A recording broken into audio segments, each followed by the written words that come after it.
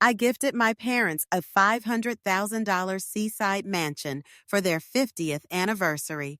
When I arrived, my mother was crying, my father trembling. My sister's family had taken over. Her husband pointed to the door. "Get out!" My sister laughed until I walked in and silence fell. My name is Evan Reed, 38, a construction engineer.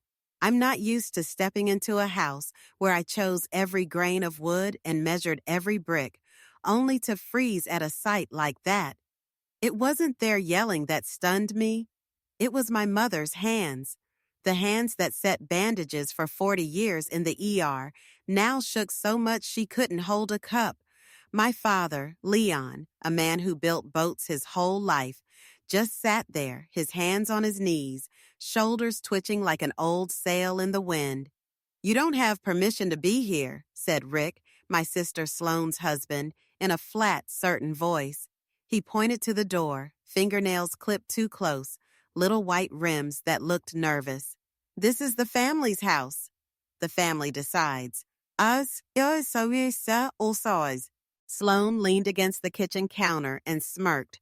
The brim of a cream-knit cap tugged low, her blonde hair loose like it was a lazy morning for a lady of the house. I looked around. I had chosen these window panes because they catch the afternoon light off the bay. I'd picked the bronze wind chime outside because its tone was deep and clean, not shrill. Now the chime was buried under a strange smell, cheap scented candles and spray trying to cover the sweat of strangers who'd just left. The kitchen no longer smelled like clam chowder, but like white wine clinging to a dish towel. My mother whispered, "Evan." Her voice broke like a rocky shoreline, losing bits of moss to a dragging wave. I set the key ring on the table so it made a dry click. "I'm home," I said, low enough not to provoke, slow enough so I could hear it myself. This is home, my parents' home, the place I dreamed about for years. We came to Rockport, Massachusetts, because one May morning 2 years earlier, I stood on the breakwater and understood I finally had what I'd promised myself as a boy, hiding behind my father's truck, breathing the oil and sawdust. I would buy a house with a view of the bay for my parents' 50th anniversary. I sold part of my stake in the company, gave up numbers that make people proud, and kept the only thing I wanted: a wide porch, a reading room for Dad, and a patch of land big enough for Mom to plant a few rose bushes. I did my homework. Clark, a salt-haired attorney, told me to set up a life estate so my parents would have the right to live here for the rest of their lives. I prepaid the taxes and HOA fees so nobody could use past due as a pretext to bother them. I set aside a repair fund in case a February norther tore at the shingles. And yet, here in the kitchen with the oil painting I'd bought at the fish market, Sloane and Rick were looking at me as if I were trespassing. Rick slapped the table. "Listen, my wife and I are handling short-term rentals. The old folks need money for care, and this house is too big for them. Sloane manages it better. You're always away on job sites. What gives you the right to show up like a landlord?" I turned to Sloane. "Did Mom agree to this?" She curled her lip. "Mom agreed to let me take care of things. And we have a power of attorney." My mother said nothing. She stared at her feet in worn house slippers. My father looked at me, a thin look like thread, but I understood. He didn't have to speak. When a boat builder looks at you like that, it means he trusts you, but he's afraid of the crack he hears in the wood. "I need to see that power of attorney," I said. My voice stayed slow and low, like the chime on the porch when the south wind pushes through. Rick pulled out his phone and flicked to a photo, a fuzzy scan, a slanted signature, a seal that looked like a printer trick. I looked at Mom. She closed her eyes for a second, then opened them and said, one word at a time, "I didn't sign that." "Basi AITA Seaside." Rick sneered. "You forgot, Martha. You're old. We've been doing everything to help you." I took a file from my bag. The countertop reflected the paper like water. I laid things out in order: the deed, the life estate documents, the HOA bylaws with the clause against rentals under 30 days underlined in red, and a set of screenshots of a glamorous listing called Seacliff Haven, featuring my father's reading room repackaged as a natural light studio, his chair gone without a trace. The floorboards gave a little creak as I shifted more weight to my left foot. Wood houses always answer us with a small groan when we have to say hard things. Sloan blinked. This is the family house. You already have a place. Mom and Dad belong with us taking care of them, not you throwing money and running back to your work sites. I looked at Rick. What company ID did you use for the listing? Dobson Coastal LLC, he shot back, too fast, like he'd practiced. I saw no registered with the town note anywhere, nothing about taxes. I also knew our HOA was strict and that Whitaker, the board chair, didn't like people turning porches into parking lots for transient guests. I drew a long breath. The day I bought this house, I smelled the salt on this very porch and promised I wouldn't let anyone take it from my parents with sugar-coated reasons. You're stopping the rentals today, I said. You'll leave, per the rules. All bookings will be canceled and refunded. I'll deal with the HOA and the town. Rick laughed. Go ahead, call the cops. They'll throw you out. Okay, I said. My mother touched my sleeve. Don't bring a storm into the house, Evan. I won't, Mom, I said. I'm just putting the fence back up. The door ticked and popped. Whitaker arrived, thin as a reed, blue knit cap, stubble like scrub grass on his chin. He waved at me in the New England way, economical with gestures. Evan, we've had a few complaints. Last night was loud, cars over the shoulder. I sent a warning. If it keeps up, we'll fine. Rick stepped in. We're improving. This is the family house. Dad? Whitaker looked at me. We can talk at the office later. For now, I'm just reminding you. Under 30 days is a no. Security and parking. You know the drill. I nodded. I pulled a chair for Mom and told her to sit. I handed Dad a glass of water. His hand touched mine like a mooring line, cold and dry. I love the way he drinks. Lips to the glass slowly, eyes on no one, like he's listening to the echo of old mallet blows into oak ribs. Evan! A small voice from the stairs. Piper, Sloane's girl, brown hair clutching a sketchbook. She hesitated. Can I get my drawing back? The lady said I can't leave it in the living room because guests think it's ugly. Mom patted her knee. Come here, honey.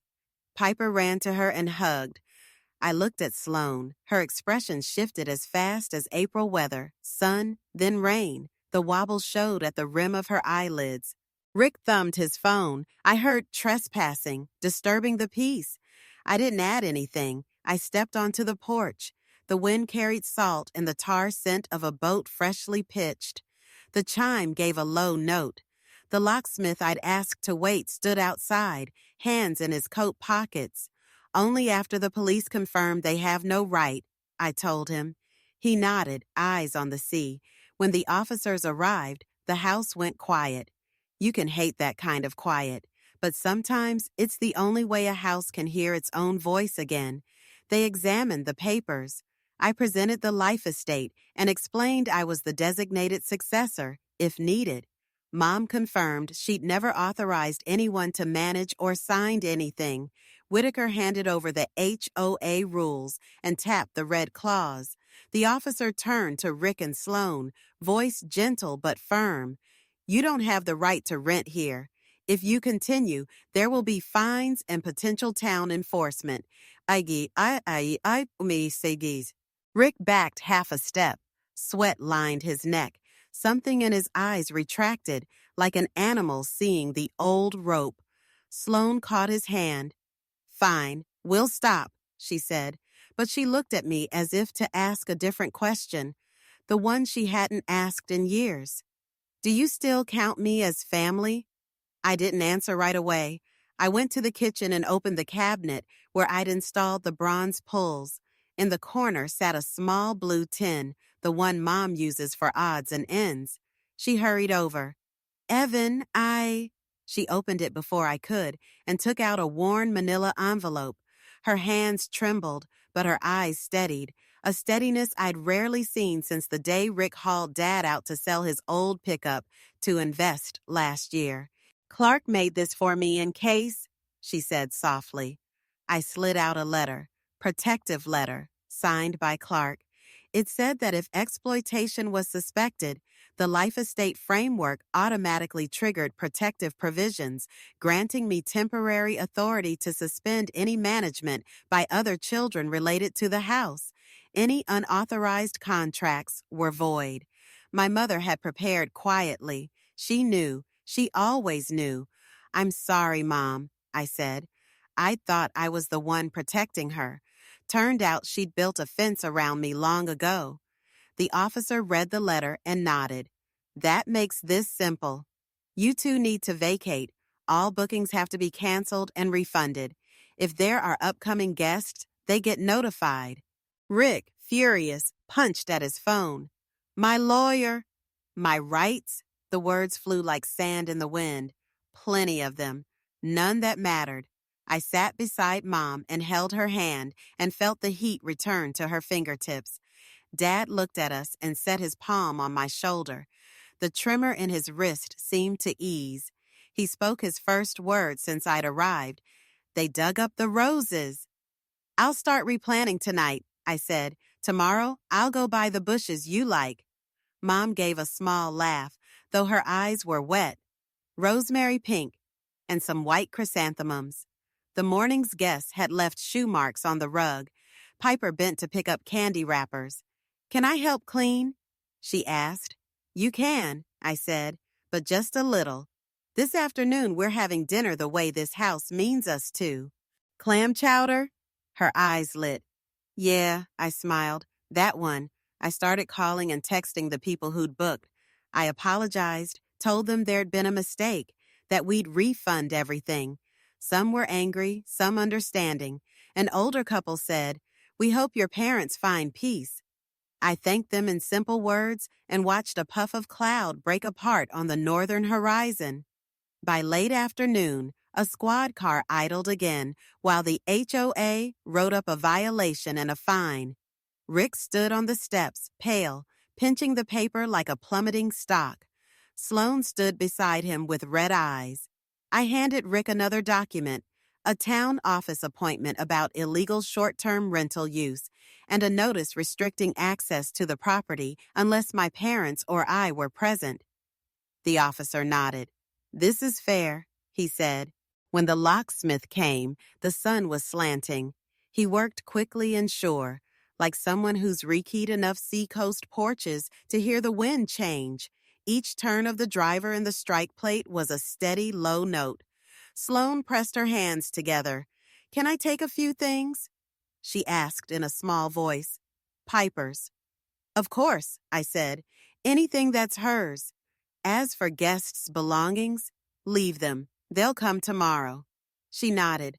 Rick bit his lip and said nothing. When they left, Piper turned and hugged her grandmother. Can I come over on weekends? She asked, looking at me. You can, I said, but no overnights without an adult here. You understand? Yes. Her eyes looked like a little lake catching late daylight. That night we ate simply, clam chowder, buttered bread, a small salad with oil and vinegar. Steam rose from the pot, hot milk, onions sweated low and patient, the sweet brine of clams. Mom said it had been a long time since she'd seen the kitchen truly working. Dad had 2 bowls, slow the way he does everything.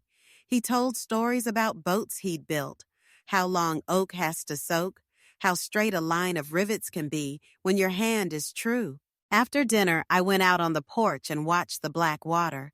Rockport at night isn't noisy. Neighbors turn their lights off early, only waves tapping the rocks and now and then the wind chime. I thought about the times I'd kept quiet before, when Sloan talked Dad into selling his truck, when Rick pitched his game-changer deals. I hadn't wanted another war at home, so I'd let the wind push the boat. But at my age, standing on my own porch, I knew silence is sometimes the accomplice. The next morning, I walked to the market. The fishmonger grinned. "Those clams worked out?" I bought butter cookies for Mom and rose seeds from the garden shop, the rosemary pink she liked. I also stopped at a thrift store and combed through the chair aisle. I found it, a reading chair with arms worn smooth by years of elbows and newspapers. I thought of Dad. The owner said it came from a house under renovation by the bay. I hired a truck and brought it home. When we set it in the reading room, Dad sat like he'd slid into a space cut just for him.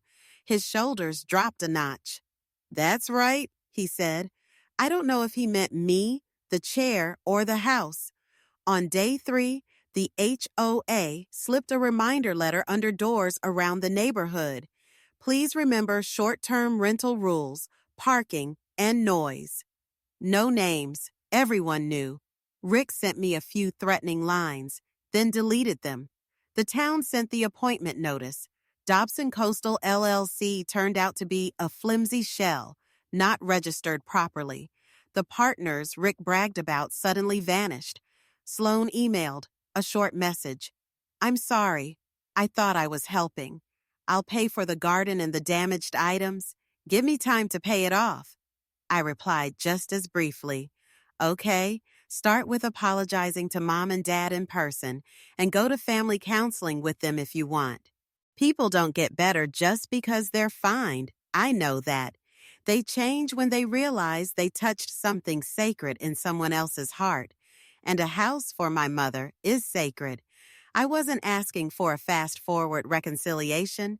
I wanted a fence with a gate. Anyone who knows how to knock with respect can come in.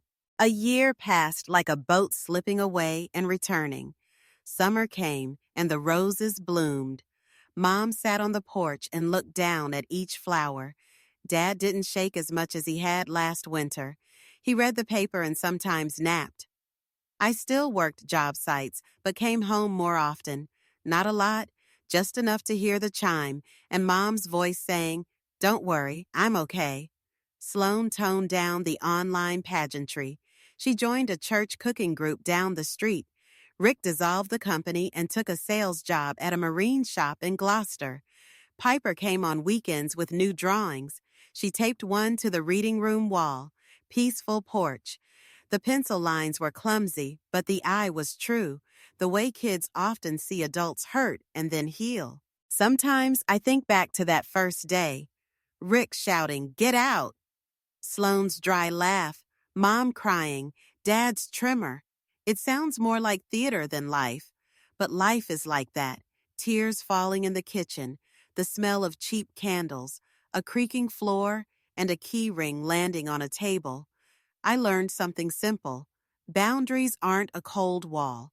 They're seaside pickets, bleached by salt in winter, rose-covered in summer, with a gate. A gate that opens for people who know how to knock. One September afternoon, I handed Mom the new key ring. Sun slanted across the table. Her hand rested on mine without shaking. "This house is yours," I said, "yours and Dad's." "And also yours," she answered, slow and clear. "But you won't have to protect it alone anymore." I smiled and looked out at the bay. Gulls dipped and rose like shifting thoughts. The wind blew in from the rocks carrying salt. The chime gave one low note, then quieted. For a long time, we just sat. The sky streaked with thin pink bands, like strips of pie crust when Mom rolls dough. Inside, the chowder pot was off, warmth lingering on the stove. Dad tilted his head back in the new chair and breathed evenly. I could hear the ocean breathing somewhere beyond, all that rhythm that came before our family arguments and would still be there after peace settled in. A few weeks later, I got an envelope from the town. The Dobson Coastal LLC matter was closed. A fine, some mandatory education, nothing catastrophic, but enough to remind anyone trying to hustle that the sea doesn't swell only for people who can swim. I slipped the envelope into the blue tin. Mom nodded and added a photo of Dad in the reading chair by the window. The light slanted across his face like an arm around his shoulders. "Keep it here," she said, "to remember this house is for living, not for hustling." One rainy night, Sloane came by. She left her umbrella on the porch, stepped into the kitchen, and stood a long time by the cast iron pot. "I miss this smell," she said. I nodded. She turned to Mom. "I'm sorry." 3 words with no decorations, no disclaimers, no but. I saw Mom blink. She nodded, but didn't hug right away. "Sit down and eat," she said. We ate to the sound of rain on the roof and spoons touching bowls. Piper chattered about school. Dad asked a question or two. Sloane sat quietly, glancing now and then at the porch, like a visitor unsure whether she still had people there. I slid her a page, an itemized plan to repay for the garden and the damages month by month. She read it and nodded. "I'll do it." I didn't hug her. I didn't say, "It's all good now." I ladled her another bowl of soup. Sometimes to let someone return, you have to let them walk their own path. From the soft sand where you sink to the rock shelf where your foot finally finds hold. The neighborhood got used to the garden lights again. Whitaker stopped by now and then. He'd talk about cod season and lobster pots. He didn't bring up the HOA. I appreciated the New England way of closing a file. Few words, clear edges. What's done is done. Just don't repeat it. I hung a small sign on the door. "Please, no short-term rental inquiries." I don't know if anyone ever stood there, looked up, and scratched their head and left. I only know that when the wind blows, the sign trembles a little, like a reminder. This house has occupants. People who live real, love real, make mistakes and fix them for real. One winter morning, I opened the door early. Cold air made the wood tick. The sky was thin and blue like paper. I thought of everything, the key ring on the table, the get out. Ricocheting off the wood, my sister's smile, my mother's tears, my father's tremor. They all looked like brush strokes on a not yet dry painting, and I, the narrator, was only the guy holding the frame steady. I stepped onto the porch, the rail cool under my palm. The Rockport Sea is blue-gray at that hour, like an old sweater. I thought that if I ever left, this house would still stand here, rooted in salt wind, speaking in wood and weather. Anyone who knows how to knock with respect will always be welcome. Anyone who tries to shove the door will feel the ocean push them back a pace so they can learn to return and knock. In the kitchen, Mom folded pie dough, her hands still a little shaky, but less so. Dad set down his teacup and looked at me over his readers, calm in his gaze. I went in and hugged Mom from behind, brief enough not to break her rhythm, long enough to feel I was exactly where I should be. Outside, the wind chimes sang one low note and faded, and the house, after